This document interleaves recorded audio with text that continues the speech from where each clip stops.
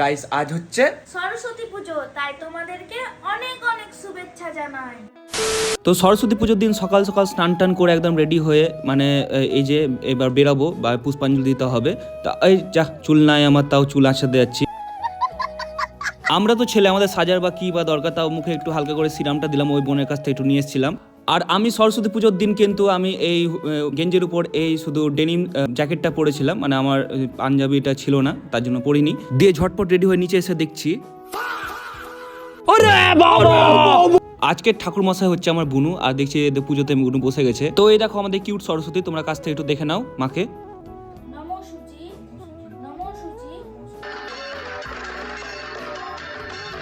বাড়িতে পুষ্পাঞ্জলি দিয়ে দিয়েছিলাম, আর বাইরে আর পুষ্পাঞ্জলি দিলাম না। বোনের কাছে পুষ্পাঞ্জলি সেরে এবার আমরা স্কুলের দিকে রওনা দিলাম। আমার এই যে স্কুল, ক্লাস 5 থেকে 10 অব্দি এই স্কুলে পড়েছিলাম, আমাদের মাল্টিভার্স স্কুলে। তো আমাদের স্কুলের ঠাকুরটা দেখো কত সুন্দর হয়েছে। তাই মনে পড়ে গেল আমরা যখন স্কুলে পড়তাম তখন আমরা দায়িত্ব নিয়ে কত সরস্বতী পুজোটা ধুমধাম করে করতাম। আর সরস্বতী পুজোর দিন ছিল নেতাজির জন্মদিন, তার জন্য সব স্যারেরা এখানে একটা ছবি টবি তুলছে, পতাকা তুলে দিয়ে সব স্যারদের সাথে গল্প টল্প করে এবার দেখছি যে এবার প্রসাদ বিতরণ হচ্ছে। আর এদিকে পোলাও আর এদিকে প্রসাদ ছিল ঠাকুরের।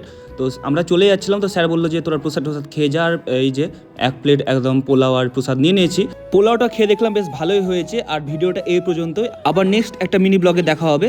চলো টাটা।